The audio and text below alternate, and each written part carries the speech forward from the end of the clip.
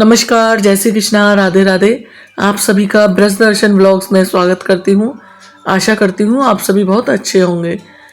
महाकुंभ 2025 के बाद अगला कुंभ मेला कब और कहाँ आयोजित होगा, इस सवाल का जवाब जानने के लिए हमें समझना होगा कि जगह और समय कैसे तय होता है। कुंभ का आयोजन ग्रहों की स्थिति और ज्योतिष घटनाओं के आधार पर होता है। तो आज के इस खास वीडियो में हम जानेंगे।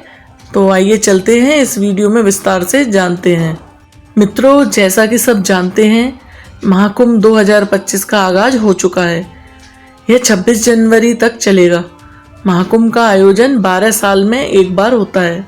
यह देश के 4 जगहों पर ही लगता है, जिसमें उज्जैन, नासिक, हरिद्वार और प्रयागराज शामिल हैं।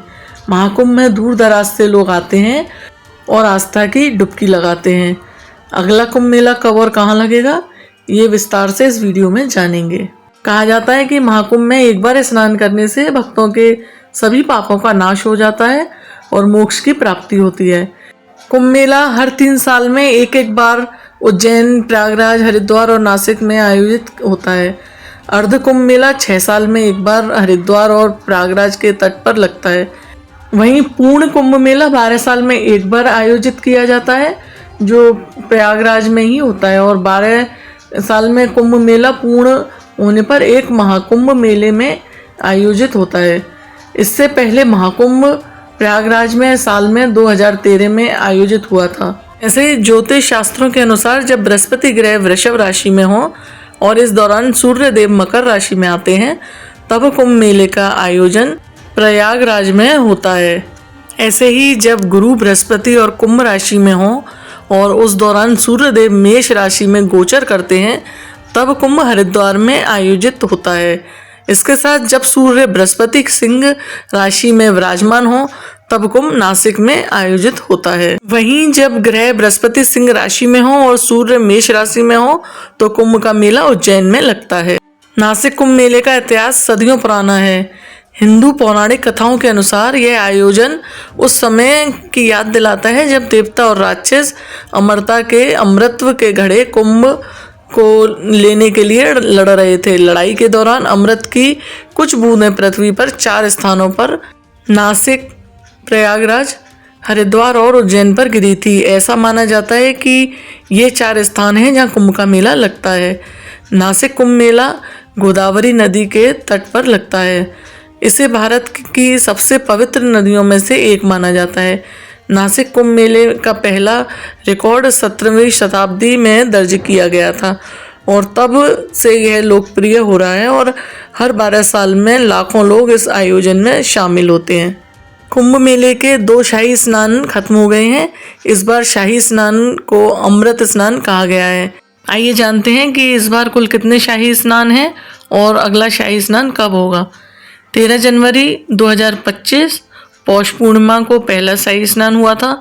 14 जनवरी 2025 मकर संक्रांति का दूसरा शाही स्नान। अब होगा 29 जनवरी 2025 मौनी अमावस्या का तीसरा शाही स्नान। फिर होगा 3 फरवरी 2025 बसंत पंचमी का चौथा शाही स्नान। फिर है 12 फरवरी 2025 माघ पूर्णिमा, 5वां शाही स्नान। फिर है 26 फरवरी 2025 महाशिवरात्रि, अंतिम शाही स्नान। 29 जनवरी को मौनी अमावस्या पर स्नान का महत्व कई गुना बढ़ जाता है।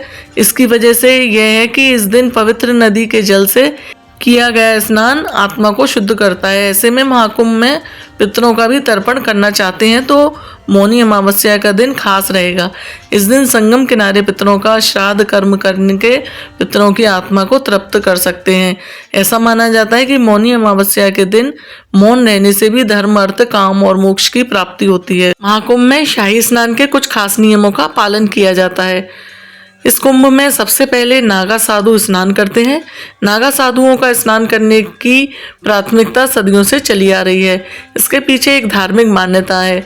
इसके अलावा ग्रस्त जीवन जीने वाले लोगों के लिए महाकुंभ में स्नान के नियम भी अलग अलग हैं। ग्रस्त लोगों को नागा साधुओं के बाद ही संगम में स्नान करना चाहिए। स्नान करते समय 5 डुबकी जरूर लगाएं, तभी स्नान पूरा माना जाता है। स्नान के समय साबुन या शैम्पू का इस्तेमाल नहीं करना चाहिए। इसकी वजह यह है कि इसे पवित्र जल को अशुद्ध करने वाला माना जाता है। महाकुंभ में शाही स्नान, दान, धर्म ये सब करने के बाद बड़े हनुमान और नागवासुकी का दर्शन जरूर करने चाहिए।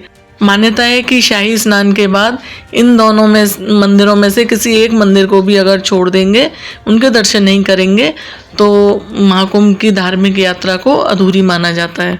तो मित्रों, महाकुंभ 2025 और उसके बाद के कुंभ मेले की जगह और समय के बारे में ये जानकारी आप लोगों को कैसी लगी?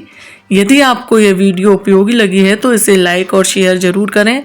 ऐसे ही धार्मिक और जानकारीपूर्ण विषयों पर और वीडियो देखने के लिए हमारे चैनल ब्रज दर्शन व्लॉग्स को सब्सक्राइब करना ना भूलें। अगले वीडियो में फिर मिलेंगे। जय गंगा मैया की, हर हर महादेव।